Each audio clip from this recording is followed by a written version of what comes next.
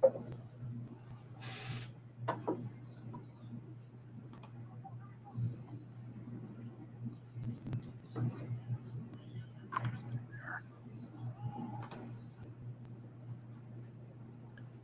go. All right. Welcome to another edition of Texans Unfiltered, a Houston football podcast for your Houston Texans. I am Young Ari Gold, and I am joined, as usual, by my friend and co-host, John Wade, the Garnet Texan. And John, welcome to another week. How was your weekend? We had fun on a little water slide. You know, we had a pretty great weekend, to tell you the truth. Yeah. Jack had an absolute blast on that water slide. Granted, he got nice and sunburned. I mean, if you watch the stream, you understand why, because there's not a lot of color in our family. But he had an absolute blast. He talked about it all day Sunday. So, you know. Good.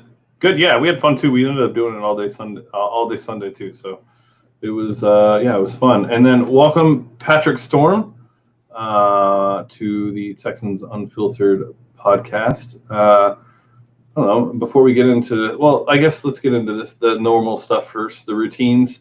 Where you can find us, you can follow us on Twitter and Instagram at Houston FB Pod. You can follow me on Twitter at I am Young Ari Gold. You can follow Jordan at Texans_thoughts, and you can follow Dylan at Texans_draft on Twitter as well.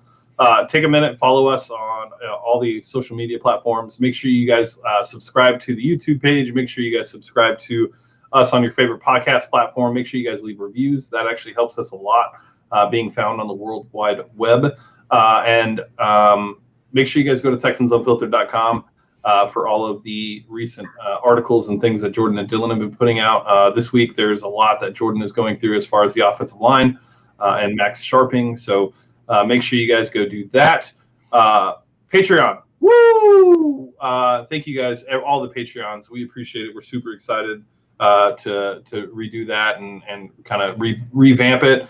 As you noticed, 2 out of the 3 on the stream as of right now, and that's only because Pat is in Houston, but we are all rocking new Texans Unfiltered merchandise. You guys can go to TexansUnfiltered.com, click the merch website, and boom, hats.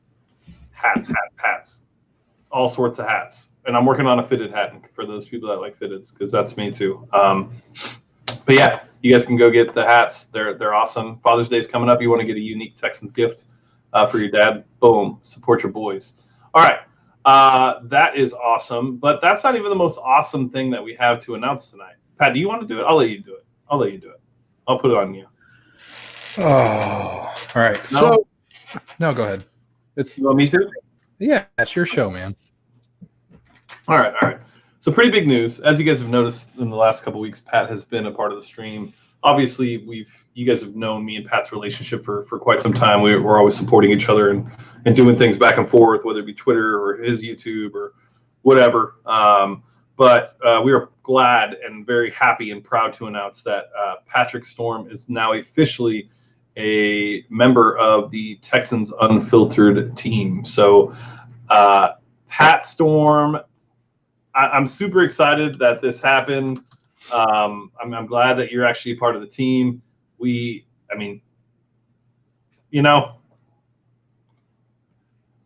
glad to be here, man. Like, I'm really glad to find I'm going to call it a home, because I've kind of bounced around from platform to platform to platform recently, and to find something that's stable and dedicated strictly to the team and the passion that's behind with everybody that's involved on the team,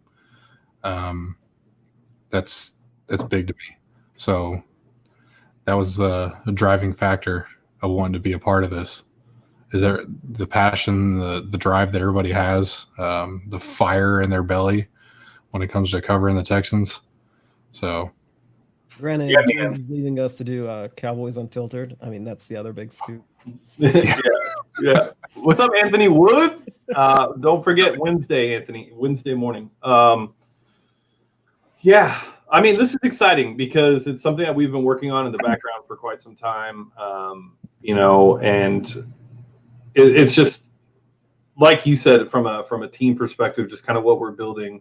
It just makes all the sense in the world to add just another smart guy to the team, another hardworking guy, and to add to what Jordan and Dylan, and that's really it. I mean, we won't be adding anybody else for quite some time until we get to the point. Really, we weren't going to be adding anybody full time in general, but Pat's kind of like an exception, really, because of who he is to me. So, yeah, man, super excited to have you. We're awesome. So if you guys ever want to blow up Pat's email, his email is patrick@Texans Unfiltered. So if you guys want to bug him and ask him about scoops or anything that he's heard, just send him an email to patrick@TexansUnfiltered.com, and he'll ignore you. Yeah, just like he ignores us. Oh, whatever. Yeah, no shit. All right. Oh, yeah, we can cuss again, can't we? Not really. I mean, we probably shouldn't, but yeah, kind of in a way. I was a little slip there of me. So, Pat, why don't you talk a little bit about what you're going to be doing, kind of, what your role will be with Texans Unfiltered. Obviously, you'll be on the insider stuff, but there's other stuff that we're working on with the fantasy podcast with you and Jordan and John. John now knows that since I just told him on the stream. So, I mean, it's so it's really good. I don't know, 3 years now. Let's do a fantasy show. Okay. Yeah, so it'll kind of be the same old insider stuff. Anything that can go public will go public. And then as obviously as the season gets closer and gets underway, just reporting everything that's going on at training camp, in practice, who's beating out who's doing well here, who's doing bad here. And then just, kind of writing and, just covering the team, kind of just reporting everything. So nice. You got a question in the chat? Yeah. Will Texan Storm Report still exist? Yes. Yeah, so that'll all still be there. Absolutely. That's not going away. And the biggest thing that Pat's doing for us that helps us the most is our social media presence that we are awful about. So Pat's taking over all of our social media outside of the Twitter and helping us grow because we're bad at it. I guess that's really it. Only there's no other explanation. We're just awful at it. So yeah, welcome aboard, Pat. I don't think you guys could hear the applause I was playing through earlier, but it'll be on the podcast, so that's cool. That's all that matters. Yeah. All right, so let's go through some of the things going on in the world. Obviously, COVID-19 pretty rampant right now. Lots of things going on. Second wave is going to be pretty massive. I think we can all agree that there's a good chance the second wave might be worse than the first wave. Wear your masks, wash your hands, wear your masks. That will stop it for everybody. It's like, oh yeah, but it only protects you from sharing it. Yeah, exactly. I mean, think about that. Like, it literally stops you from sharing it, which is what we need right now. The idea. We need it to not be shared with anybody. So yeah. Just make sure you guys take care of yourself. Outside of that, new J. Cole dropped. So make sure you guys go listen to that because I had no idea. I've been that should literally tell both of you how busy I am today. Okay? The reason why I wasn't going to be on the stream. I didn't even know J. Cole dropped a new song. That should literally tell you all how busy I was today. That's like the perfect way for you guys to know. All right. I still think this is a long con. You knew, but now you're just trying to make us feel bad for dragging you onto the stream. Pat specifically. It was all Pat's fault. He was so weird to fill my shoes. I get it, though. Big shoes. Whoa. I was supposed to paint the bedroom tonight.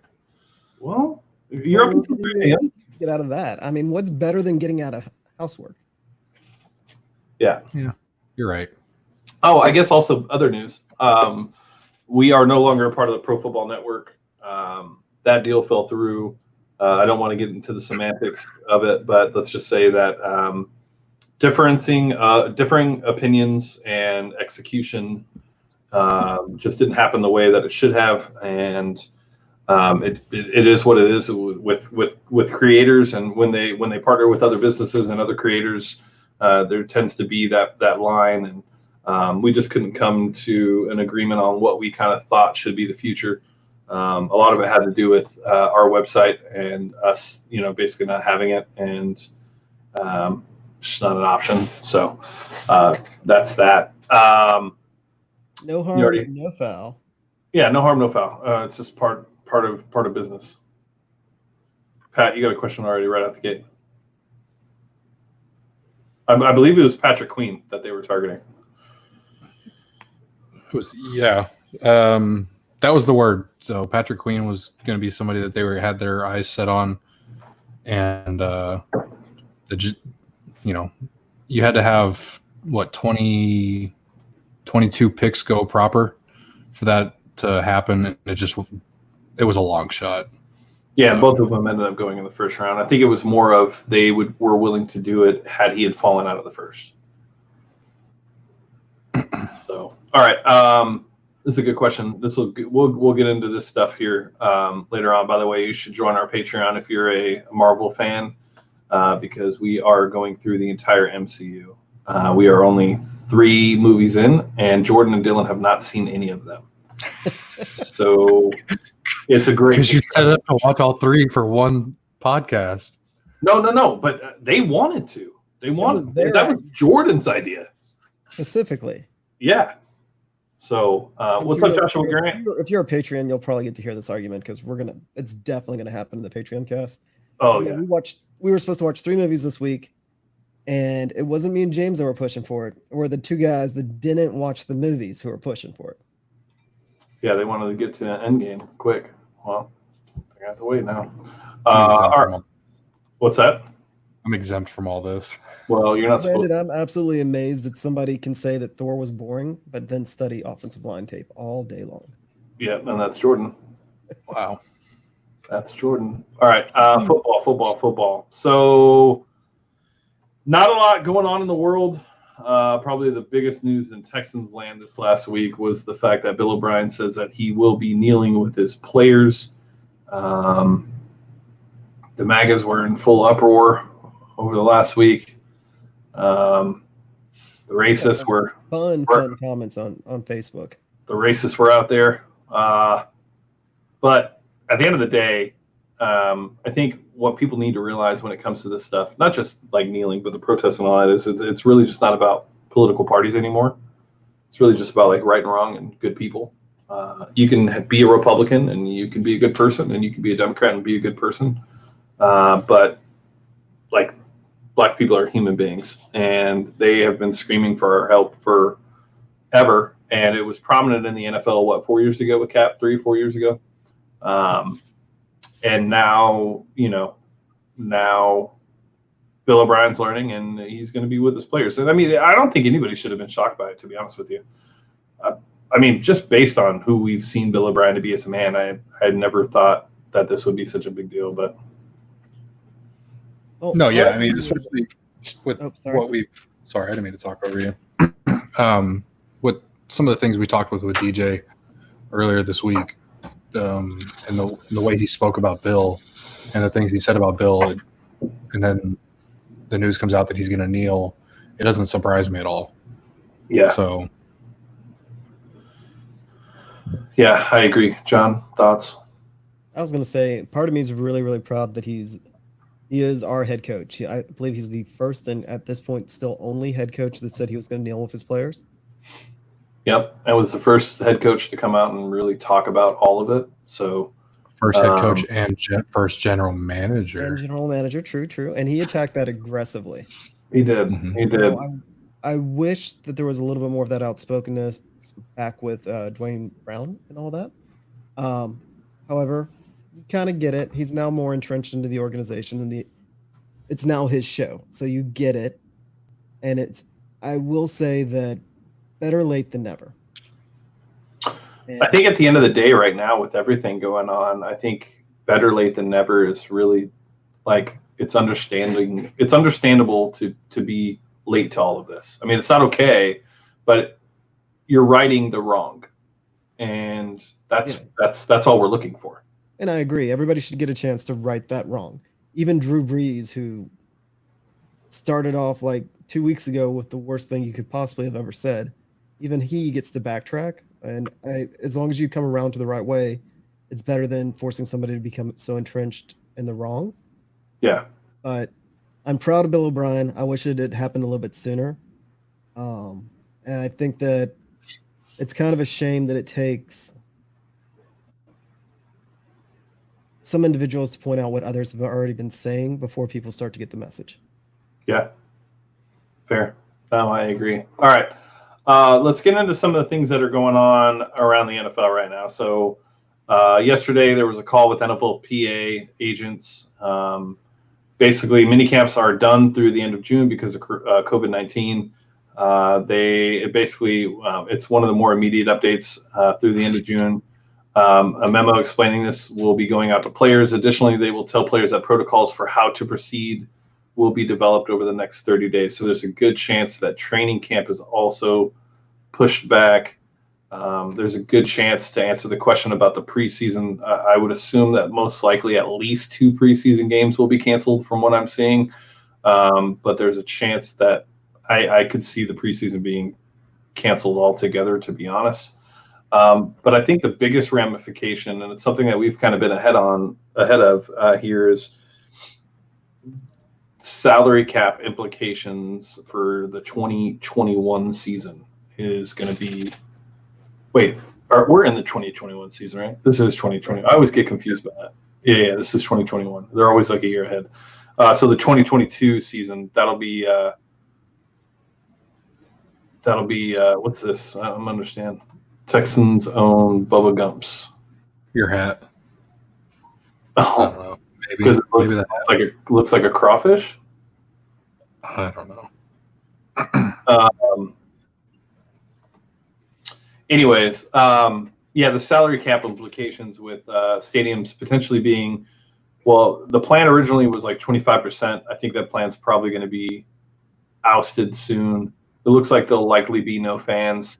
$3.1 billion in revenue taken away from the NFL over the season. That's going to have salary cap ramifications. I was reading earlier. I sent it to you, Pat. I sent it in the chat about how they're going to spread that out. Basically, like it's not going to be like a 1-year hit. They'll spread it out over the next 2 to 3 years. Yeah, so they'll, say that the league wants to drop the salary cap $20 million. So instead of next season, $20 million is all of a sudden gone off the cap. It'll be $5 million over the next 4 years. And how that'll work is if they projected a $10 million increase in the cap, it'll only go up $5 million.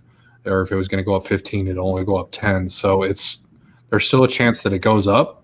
It just won't be nearly as much as they anticipated. That way they can absorb the impact of this season.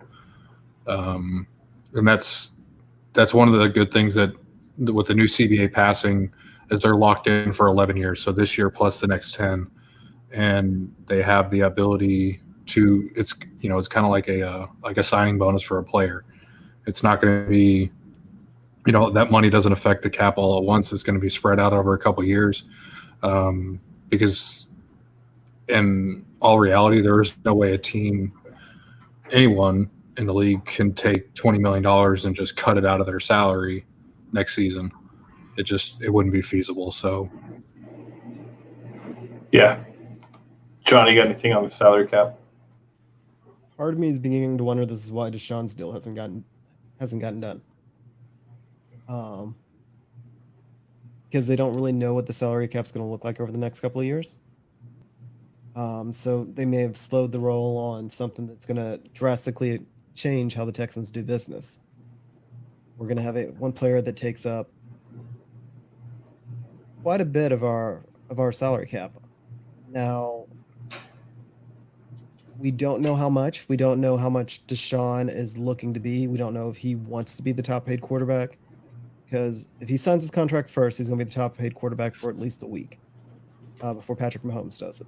If he doesn't want to be the top paid quarterback, it's a different sort of outlook. And I wonder if that's part of the negotiations. If they're saying, "Hey, listen, the cap isn't expected to grow as much. So if you take that giant leap forward with your contract, this is how it affects the team going forward." And no team has won the Super Bowl with one player making over 20% of their cap. I think that there was something like no team has even made the AFC or NFC championship with that high of a percentage to one player going on their cap. So part of me wonders, because again, there's guys that are a lot smarter about football and about money in the Texans front office than we are, if that's kind of slowed things down, kind of affected how those negotiations are going, and the reason that I'm even bringing it up now is so people kind of relax and don't worry about it if Deshaun doesn't get the deal right at the beginning of camp or right at the end of camp. But I think that it's still going to be okay. I think they're just trying to process everything. Yeah. Another thing that came out was saliva testing. It sounds like that they're expecting a 90% chance of legitimate saliva testing for the virus by the time training camp opens. The plan as of now is to have everyone, players, coaches, and staff be tested once they return to the team facilities, even if they were tested a day before they traveled to a team facility. There's no expectation. There is an expectation that everyone will be tested every 3 days. There are talks of expanding the training camp roster size to 95 players. And yeah, I think that's really about it right now. But yeah, I mean that's really about it as far as kind of updates on the NFL and kind of where things are. You guys got anything else on those topics at all? I think it'll be kind of interesting to kind of watch out to see if they do change some of the roster restrictions. Because what happens if somebody gets sick? What happens if four people get sick? What happens if there's so many players that have been exposed but not showing symptoms that you can't field a game day roster? Are they going to take people quicker from the practice squad?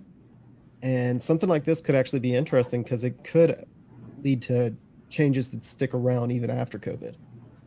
So I just think it's an interesting time to kind of watch just to see what they come up with for roster flexibility.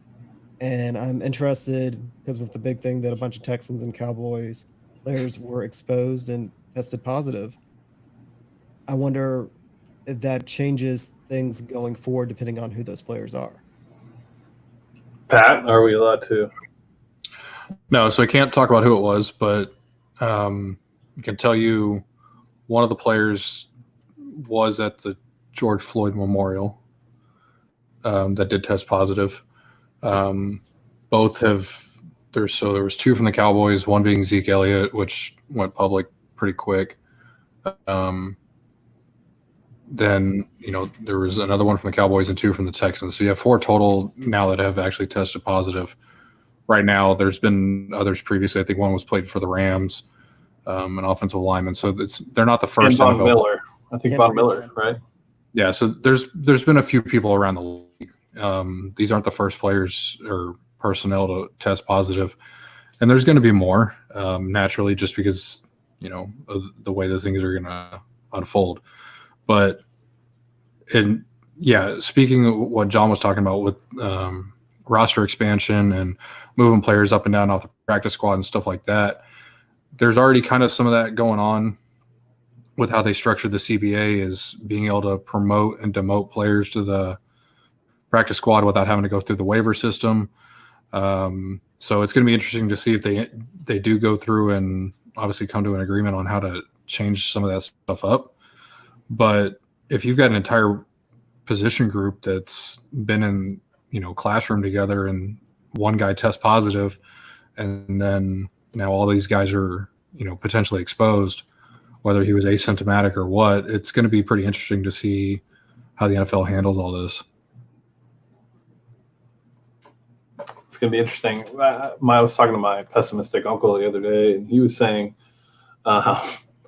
what's going to happen is what's going to happen when a big star in season gets it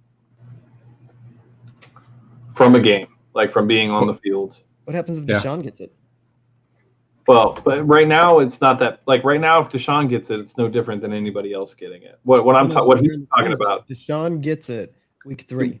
Right. That's what I'm saying. That's what he's basically saying is, if Patrick Mahomes, Deshaun Watson, one of the stars gets it from playing on Sunday. What happens at that point?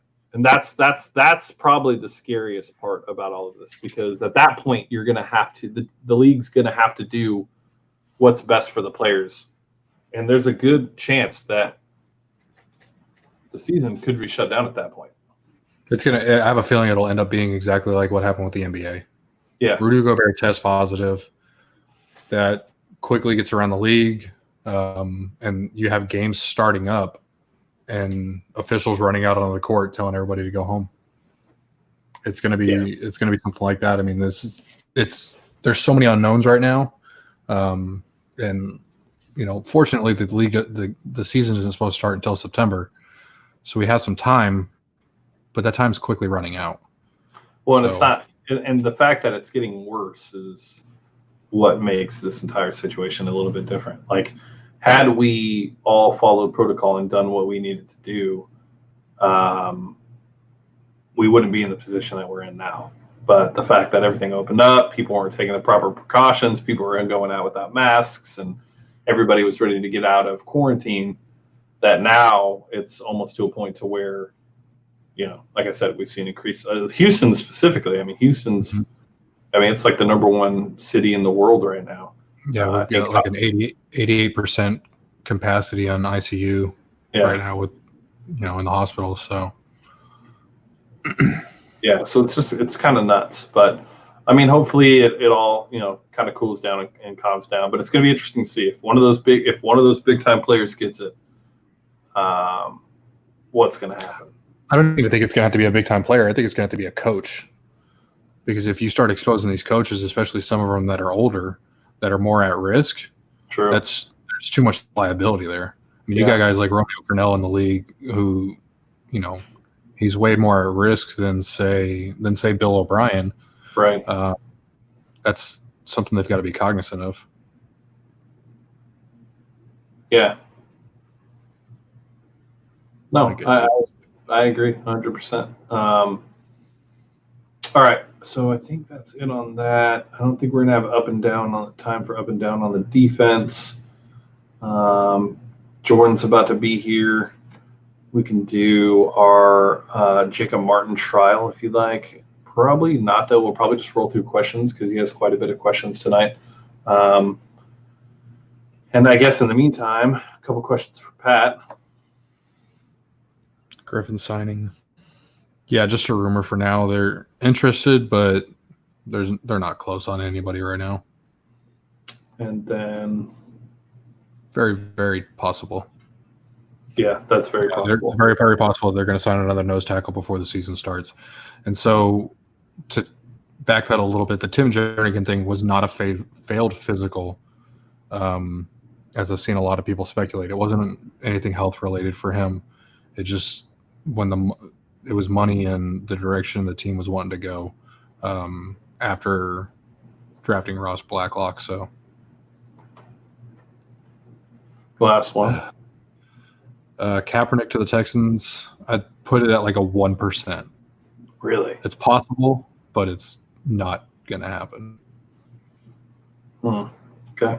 And then before we get to Jordan. No, Jadeveon Clowney will not be rejoining the Texans. Oh, that's official. Yeah. Yeah, so that dream is dead. There will not be a reunion of Jadeveon Clowney in Houston anytime soon. Oh God, we're gonna have to bring in Jordan. Jordan, did you hear that news? I'm gonna go. That's the worst thing I could have heard. Oh my God. They don't have a spot for him. They don't. That's heartbreaking. I really thought there was a chance. I watched film on him. I got hyped back up. There was a chance. He's going to be on the Titans, isn't he? I don't know. I really don't know. Apparently, Cleveland's come back in with another offer. Yeah, it's at $17 million now. Something like that. Yeah, they're wanting to push for him. I don't want to see him. Like, if there's any team I don't want to see him on, it's the Browns. I know. Well, yeah, because you put him opposite of Myles Garrett. No, it's not even that. It's just like I just don't want to see him on the Browns. Like, I hate the Browns because of Baker Mayfield. I'd rather see him on the Colts or Titans, to be honest with you. At least I'd be able to watch him twice.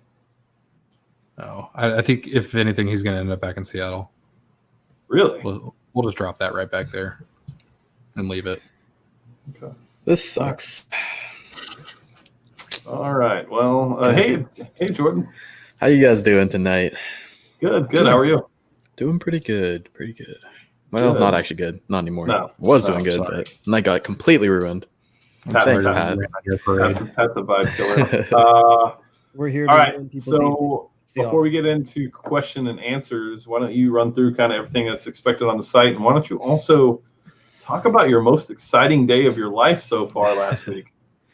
Yeah, so it was really crazy. Getting the chance, the blessing to sit down and talk with Jacob Martin, the GOAT. You guys know he's my favorite player. It was really surreal to be able to have that opportunity. You know, when I started this, I really had zero expectations whatsoever. And starting talking to players, interviewing them, that was one thing. But then being able to talk to your favorite player, like that's just like a dream come true. Like what more could you ask for? So that was amazing. Y'all should definitely go check that out. It's on the on the Texans Unfiltered YouTube channel, full interview. Talk about a lot of things. Great interview, great guy. It was really fun for sure. So that was great. And then this week, my project this week was to look at the O-line, which yes is more entertaining to me than Thor. Oh, Film over everything. Had to do it to you. I looked at kind of just the importance of us returning all 5 O-line. It's been a good theme recently, and I see it because whenever those 5 were healthy, it was like a completely different O-line than when Fulton was out, when Titus was out. So it's going to be really great to see their chemistry and cohesion come together for next year. I just posted a article today, part 1 of it. That's kind of looking at their cohesion and double teams. And I ain't going nowhere, hopefully at least.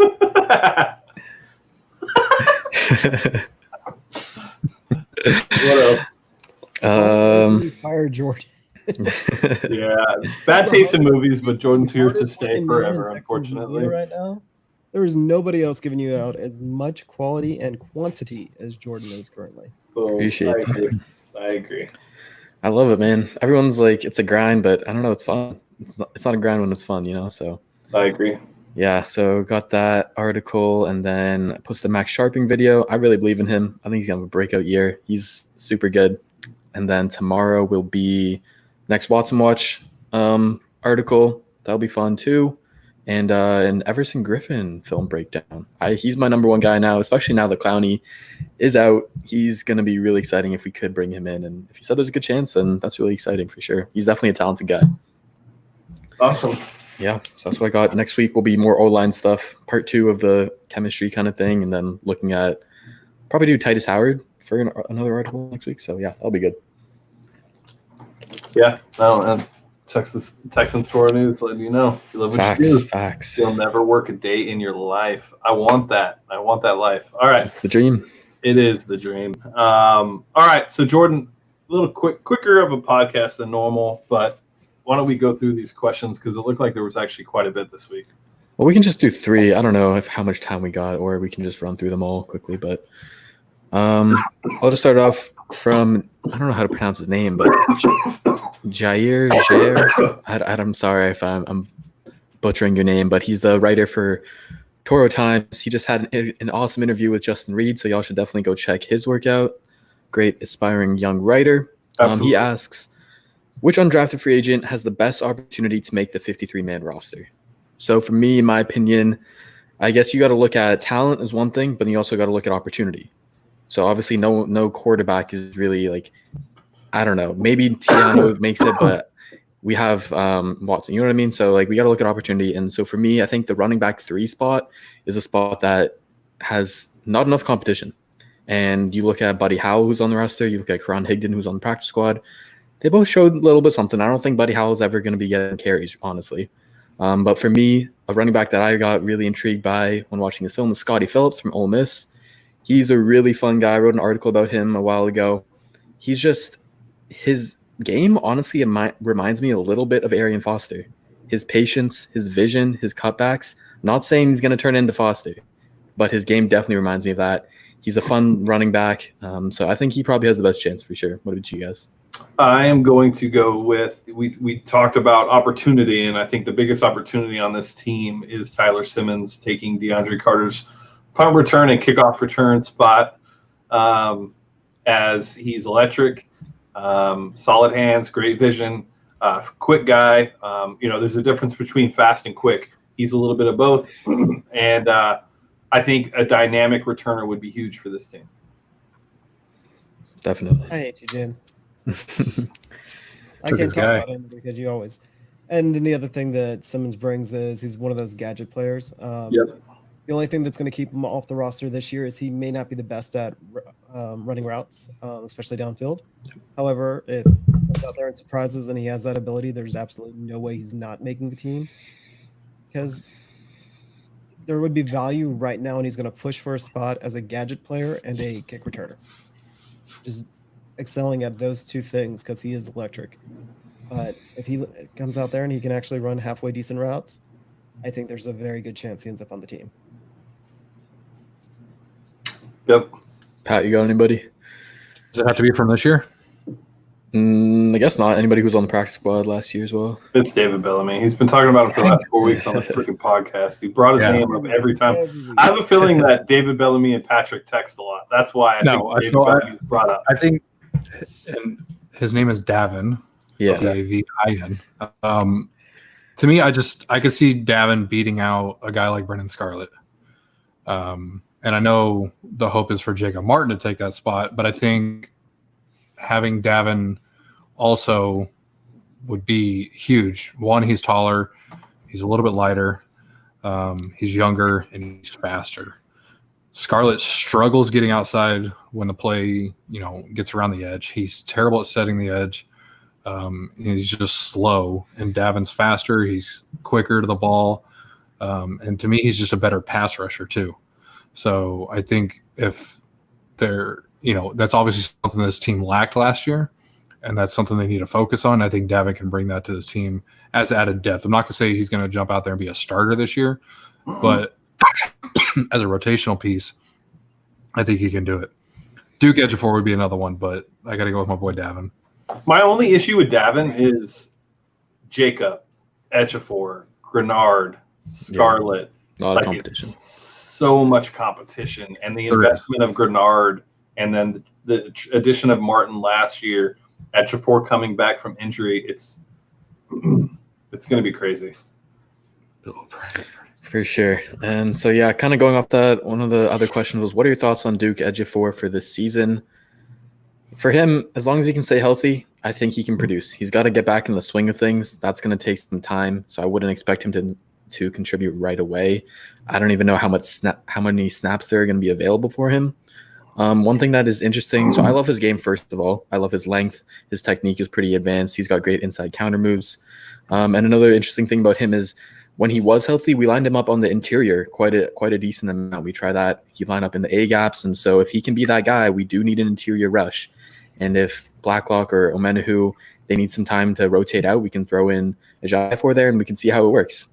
If not, having him and Jacob Martin off the edges every once in a while, that's going to be really fun to watch for sure. So I'm excited about him. Yeah, I'm excited about Ejiofor too. I like what he brings. Obviously, his length. It's more of his bend on the edge that really excites me the most.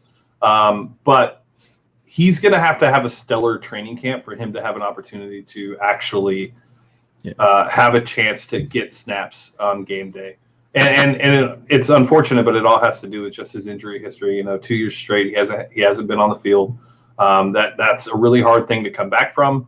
But if he comes in and lights up camp, I think there's a good opportunity, like you said, from the interior, even on passing downs, maybe him and Martin. He has a spot. He's just going to have to carve it out. Yeah, Duke has shown an ability to shoot the gaps, and which would allow him to rush from the interior. He just hasn't shown the ability to stay healthy. Yeah, but that's the thing. In the NFL today, who really does stay healthy? I mean, it's very, very rare that you have somebody that's on the field for 80% of the snaps, 16 games every season. And that's one thing that, somebody asked about the receivers, but when you have guys like Cobb, who missed a couple games last year, or Stills, who's missed a couple games. When you have a wide receiver like Andre Johnson and DeAndre Hopkins back to back, who are absolute Ironmen, you get spoiled. So when you have players that are going to get injured, they're going to get banged up. Some of the stuff that DJ touched on in the interview that that's not going to be in the interview, but we kind of talked with what? Yeah, no, it's not going to be in the interview. It's not going to be in the interview, but I'll kind of just a little teaser of the 90 minutes we spent with DJ outside of recording for you guys to hear. So, but some of the things that DJ talked about on what these guys go through on the sideline just to get back into the game is outrageous, or even in the huddle. He talked about players, and I'm sure this isn't going to surprise anybody, but players walking back to the huddle and their finger being at a 90-degree angle, like at the knuckle, and just popping it back into place and going back in, or going to the sideline and sitting down on a heating pad because they can't walk, because they can't feel their legs, but then going back in the next series. So the injury history thing with Duke doesn't really bother me, but I like the idea of him going on the inside. And I think that's one thing that we're going to have to watch with Weaver, is how he's going to mix these guys up, these speed guys up, and putting them on the inside and causing some fits for the offensive lines. Yep. Yeah, really excited about his potential as a DC. So moving on, next question is from Uberweiss. He asks, does Clowney get his next contract done here, or do the Texans let him walk, or do they tag and trade him? So I'm of the belief that Clowney is cornerback one. I think he's going to replicate his great season from last year. As long as they put him in the right position to succeed, play to his strengths, press man, he's going to ball out. And by midseason, he's going to be the talk of the league, and the Texans are going to have to get something done. They're going to have to pay him, and I think they should be able to get it done, even with the cap situation, even with Watson having an extension, even with Cunningham, other guys that they got to pay. They'll get it done because a lockdown cornerback is so valuable to your team, and the Texans will understand that. So I think it'll get done for sure. If they don't, then I do think there's a good tag and trade scenario. I don't think that they would lose him at this point. They've invested a lot into him, and they're not just going to let him walk. So, I mean, Conley Crew. I mean, that's pretty much what we should change the podcast name to. Is Conley Crew. Cast and Conley Crew. We actually have shirts being made called Conley Crew, because that's how much we really believe in Gary and Conley. Yes, so sir. Once those are all out, you guys can go grab your shirts and before the season, so that you can let everybody know ahead of time who the cornerback one was for you. And then when it becomes true and it comes to fruition, you guys can be like, look, here's my receipt. I bought this shirt literally 4 months ago. Okay. Conley is cornerback one. Now, the deal happening midseason, I don't know. I think there's a lot of different things going on with COVID-19 and the impact potentially on salary cap, other changes that could be happening. I don't know if he'll get a midseason extension. I would prefer for that to be the case. But if not, I don't see a tag and trade. What I see is a tag and them basically doing a handshake saying, hey, we have Roby on a contract for another year in 2022. He comes off, he has no dead money. We'll be able to allocate the funds there plus some to get you a long-term extension on this. And that's what I expect to happen. You know, it wouldn't surprise me if he comes out in training camp and he continues to show what he did last year, if they try and lock him up before the end of training camp. Like Whitney. Yeah, very similar. Try and get him before he gets too expensive. Like Martin? Because if he plays like he did. Like Nick, yeah. Well, Nick's a top paid center. Well, what I'm saying is like how the timing wise. Yeah, probably. Yeah. And I mean, they tried to do DJ too at that time, and they just couldn't make it work.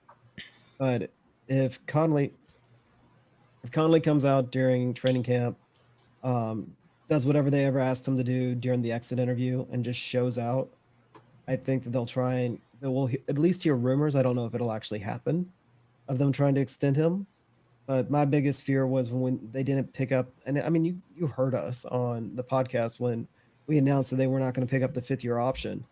We know that he came back to the team this year, but we all have a feeling, obviously, that that's going to end up being a mistake because we could have had him for the 5th-year option instead of having to pay more than $10.5 million a year.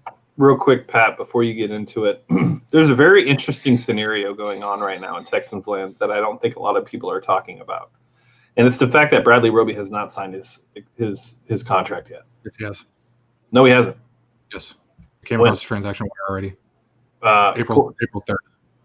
According to the Texans cap, he has not signed. And according to multiple other multiple people, they're saying that he has not signed.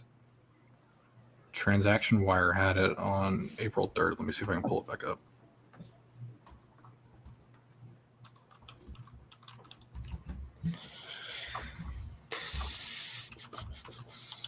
While you're doing that, talk about your thoughts on what happens with Gary Conley. So I think, so something kind of like what happened with Nick Martin, or even with Whitney. Nick Martin got his before the season. The day before the first game of the season. They were talking all before training camp and during training camp and all the preseason. So that's a possibility. If they feel like maybe they got to wait and see how the season goes for Deshaun, and they tell Deshaun, hey, if worst comes to worst, we slap the franchise tag on you and we visit this later, or they let him play out the season and they do something like with Whitney, where you got a couple games left in the season and they've seen how things are going to go, and how well he's producing for him, and then that's when they give him the new contract. So there's a very good chance that they lock Conley up during the season. And I think it all just depends on how they want how things are going to progress with the season, and the ramifications are going to be with whether there's fans in the stand, 50% occupancy, 25%, stuff like that. Yeah, April 3rd, Texans officially processed the 3-year, $36 million contract for veteran corner Bradley Roby. That's from Aaron Wilson. It's in Spotrac too, so I don't know. Okay. At least it was a week ago. I'm looking it up right now on the NFL website just to double check. April 3rd. April 3rd. Yep, you're right. Okay, good. I was scared once I saw that. Roby, there was no hesitation with his deal on either side. Okay, good. Yeah, he wants to be here. So I found it odd just because they would know his health. Like from a physical standpoint, I don't know what would potentially hold that up. So that's good to know. Okay, never mind then. All right, so getting to the next question from @ReportTexans. He says, after not living up to his first-round expectations, do you see Vernon Hargreaves breaking out this year after being in our system for another season and playing that nickel corner? That can be a hard position to play coming in mid-season. So, yeah, exactly. So James nodding his head because he recalls this when he had his interview with Antonio Cromartie. One of the big things he talked about with Hargreaves is when you're in that nickel position, there's a lot more to think about than in the outside position, and it can be even harder. And because you have that two-way go, you don't have the sideline to your advantage. You don't know if they're going left or right. There's a lot less tells for you as a cornerback, and there's a lot more that you have to handle that's on your plate communication-wise, because sometimes you're playing as a linebacker, as a safety, or whatever. Your run keys are different, stuff like that. And so there's definitely a lot on his mind as a nickel cornerback, and coming in, it's hard to learn the defense that quickly, and so he could be hesitating and not playing as natural as he would maybe back in Tampa. And so I'm not the biggest believer in Hargreaves, but there's definitely reason to be optimistic with us bringing him back. And there's very little risk for his deal, right? 1-year deal, small deal. So even if he doesn't play well, that's fine. We have other nickel corners who can replace him. John Reid, we're all very high on him. So even if Vernon Hargreaves doesn't ball out like maybe some people think he will, that's okay. It's not the end of the world. Yeah, I think, Jordan pretty much touched on all of it. And Antonio also mentions about the terminology being a little bit different when playing slot and your responsibilities. So when you're coming in midseason, you're having to learn all of that. He didn't have a great season with us. Like he didn't have a Conley type season coming midseason. But there are some plays on film where he was okay. Ideally, I think he has a chance, and I think they brought him back to battle for that slot position. I definitely think that that's what he's here for. It's just going to be up to him if he can do it. It'll be between him and John Reid most likely. In a perfect situation, I would love for him to win that spot and be an effective slot corner. so John Reid can start to mix in on outside and inside and do other things like in dime sets and stuff like that, instead of just being a slot corner. But I believe that John Reid will be our starting slot corner, or Roby. Yeah. So I mean, if they want to go with Reid and they decide that Vernon is more of a depth player, it wouldn't hurt him because what was the deal? Like 1.3? Yeah, real small. So real small. I mean, they could even cut him because I don't think there's any dead money attached to it other than maybe a small signing bonus. So, I mean, that could be a possibility too. I get the Aaron Colvin vibe from him, and I understand it's a very tough position to play, but I think some people just have these way high expectations just because he was a first-round pick. And so I get that Aaron Colvin vibe from him where I think the expectations are way bigger than what he can bring to this team. And you got to remember, part of the reason he was a first-round pick, that was the measurables, not necessarily the production. His size and his speed and his length, you can't coach that. So if it magically clicks one day, then wouldn't hate it. It's found money. I mean, but we've seen time after time after time, guys that should be better ball players than they are never pan out because they just don't get the mental part of the game. And it's interesting that they technically put him in a more mentally demanding position at slot. But he gets to go against guys that are a little bit slower and a little bit quicker, where I think Reid, he's a little bit undersized even for the modern day slot because he can't do as much run support, but his shuffle speed and just agility and things like that, like I think that he's going to just end up taking that job and owning it for the next 6 years here in Houston. Yeah, so to y'all's point, Hargreaves signed a 1-year, $1.3 million deal with 0 dead cap. So low risk, pretty decently high reward. So moving on to the next question from @DinosaurFN. He asks, will Zach Cunningham be an All-Pro? So last year, was he a Pro Bowl starter or was he an alternate? Alternate. I think he should have been a starter, but there are a lot of good linebackers in the AFC. I think he'll definitely get to the All-Pro level this season. Now that I'm done with O-line, I'm watching Zach Cunningham, and it's been really fun. He's super good. He's improved a lot from his college days. One of the main things that he's improved on is attacking blocks. Number one, shedding them, and number two, just evading them and getting past them. And I've seen an improvement. Also, another big improvement from him that I really enjoyed is his zone coverage. People think he's a complete liability in coverage, and I'll agree for man coverage. But in zone coverage, I've seen some really good plays, some really good instincts out of him.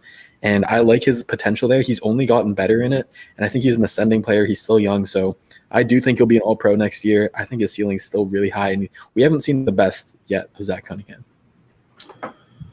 Yeah, I mean, I agree 100%. I think he's the best middle linebacker on this team. He should be on the field more than BMAC this season. Definitely seen improvement in zone. I think it's really hard when you're asking a middle linebacker to play man. I don't think it's the easiest responsibility for an inside linebacker to play. The only one that comes to mind that's really good at it is Deion Jones. But outside of that, I can't think of another inside linebacker that's able to really play man. And you shouldn't ask your linebackers to play man. They should be sitting in zone and just kind of patrolling the middle of the field. But yeah, as a run stopper, he really stepped his game up last year. I think PFF had him graded as like a number 2 or number 3 last season as a run-stopping middle linebacker.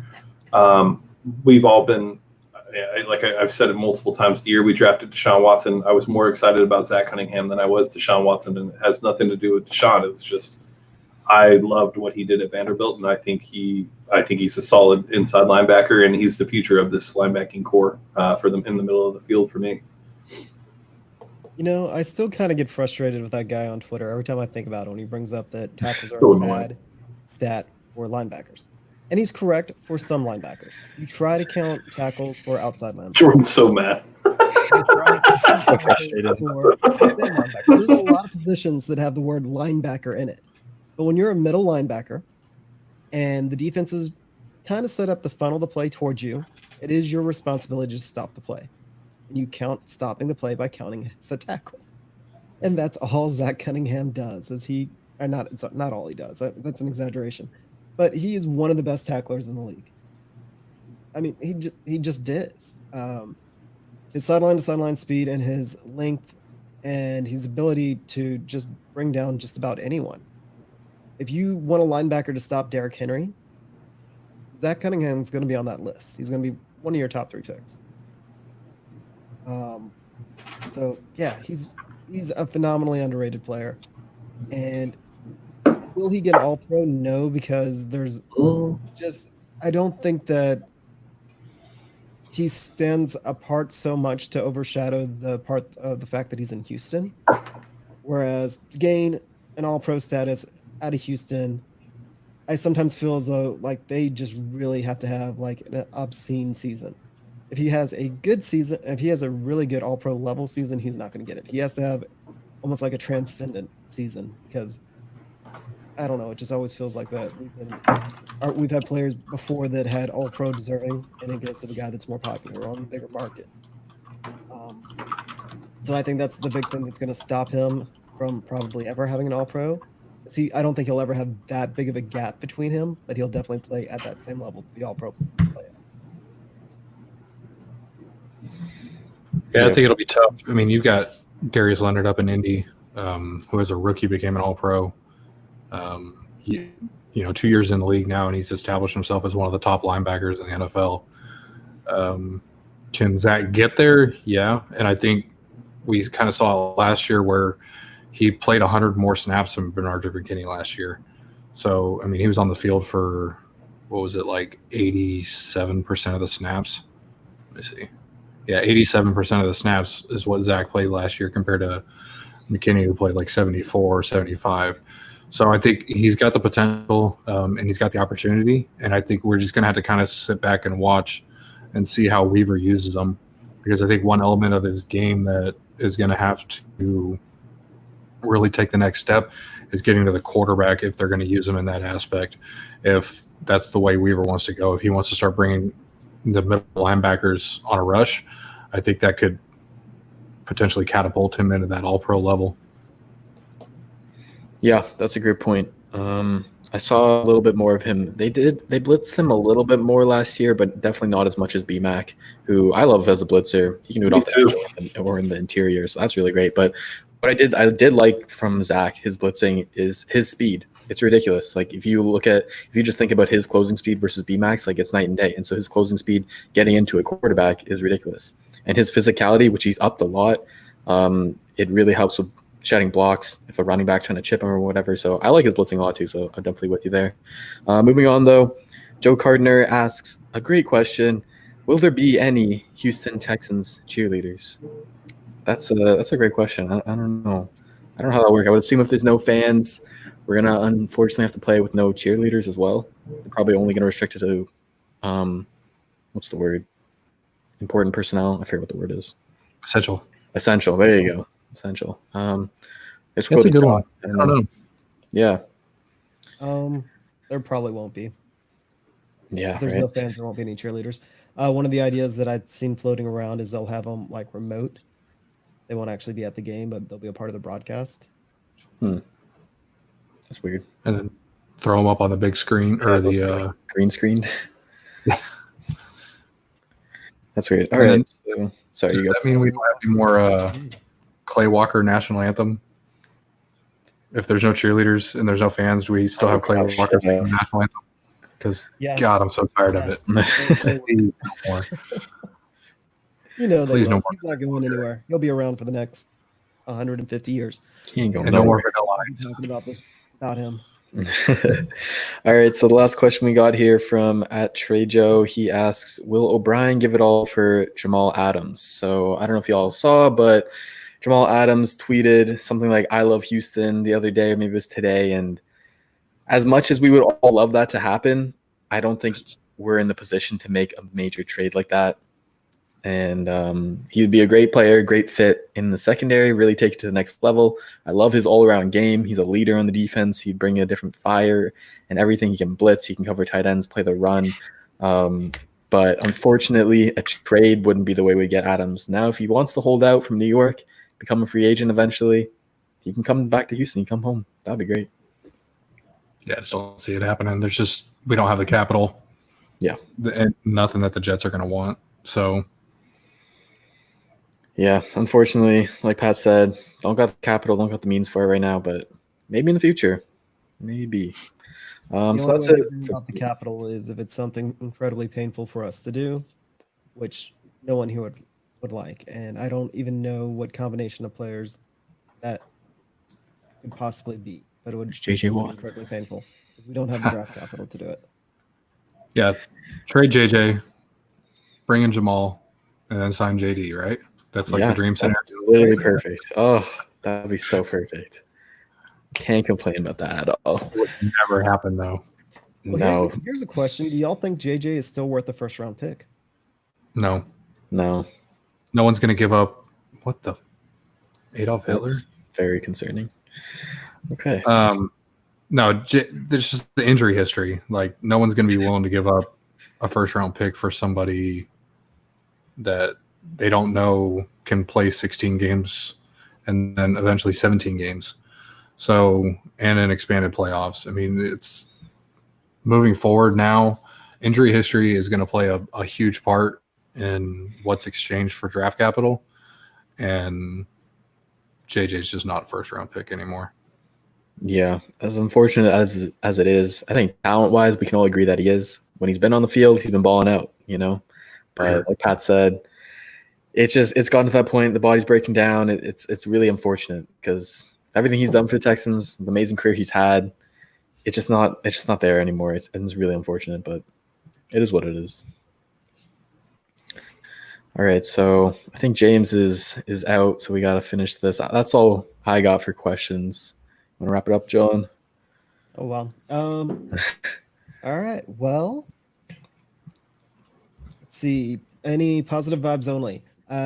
Definitely, we talked about a little bit back at the beginning. Bill O'Brien kneeling and coming out, and the Texans organization as a whole coming out the way that they did.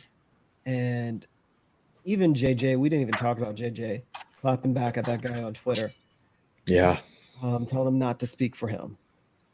All those things, positive vibes only. It's needed. You got anything, Jordan? Maybe not a whole lot Texans related, but just in terms of what's going on in the world right now, like these protests are kind of creating change. We're seeing things happen. We're seeing officers getting arrested, cases being reopened. So all of this is, I hate to make it about this again, but because people don't like it, but you know what, whatever, it has to be said, I feel like. So it's just good to see that change is happening, And Pat, what about you? So the kneeling stuff with O'Brien, kind of what you said with JJ and stuff like that.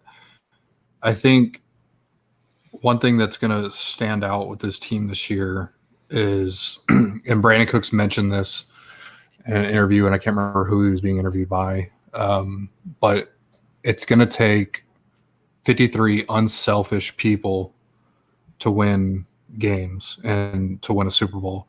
And I think what we're seeing now in the dialogue that's going on, and I think, unfortunately, with the events that happened, I think it's kind of brought everybody on the team a little bit closer together.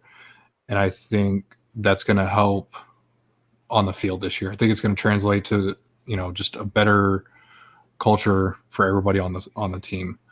And so I think we're going to see a better collective effort with everybody, and that everyone is, on the same page finally. Not to say that they haven't been in the past, but I think the glue and everything is finally gelling together. And I think we're going to see a much better team this year. Yeah, and again, to kind of tie it back to football with Bill O'Brien and kneeling, is he has demonstrated why, with all the crazy, just insane things that we think that he's done as GM or decisions he's made as a coach, that he's never been able to lose the locker room. This may be the most clear example why. And if he's coming out saying it and saying it as forcefully, almost unprompted, he took over that. That wasn't his video conference. He took it over to say these things. He wasn't pushed into it. he volunteered this. And that just demonstrated that he's, regardless of anything, regardless of what we may or may not think of what he's doing with the franchise, he's proven that he's a good guy, and he's proven that he's a great guy, and that he's a leader of men, which they always talk about with NFL coaches. Are they a leader of men? Because that's what it kind of takes to win in the NFL. I've always thought it's a bad cliche, and maybe it is, maybe it isn't. We'll see a little bit, but Bill O'Brien definitely demonstrated it this year. All right, to start closing out, give a special shout out to Alex Patel, Patreon, one of our Patreon donors. Patreon material is still coming. Right now, we are still continuing to do our rewatch, or in Jordan's case, actually, it's his first time watch for the Marvel Universe. So for that purpose alone, just to hear his reactions for somebody that has somehow survived the past 20 years without watching these things, it's kind of worth it. I mean, it makes me actually want to show up and do the Patreon show when I'm tired at the end of the night. So honestly, come watch, give Jordan a hard time when he says things that you're just like, I thought it was part of pop culture. Because this shows you how much he locks himself in the cave just to watch film week in, week out. That all these Marvel movies, they're just an absolute mystery to him. And it's great entertainment. Then after that, we will have more and more stuff coming out on Patreon.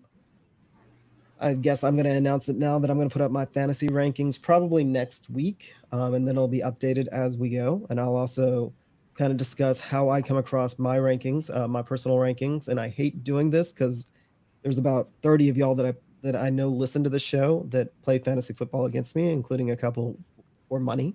So now you're going to get to see my methods. And, I'm usually a very solid player. So that's why I'll put myself out there. But you can also think that I'm an idiot, whatever. But I'll show my methods to my madness. Year in, year out, I usually do pretty well. Thor is the greatest Marvel character. Just wait till you get to Ragnarok. I can't say that word. I can't say regular names. Don't expect me to say that name. But Thor 3 is amazing, Jordan. Just wait. Okay. I'll have faith. And then let's see, what else we got? Where to find us? Houston FB Twitter, and on Twitter and Instagram. Usually if you're talking to somebody on the Houston FB Twitter, that is me. If you try and hit me up on my personal Twitter, I will not see it until like 3 weeks later because I can only handle one Twitter at a time.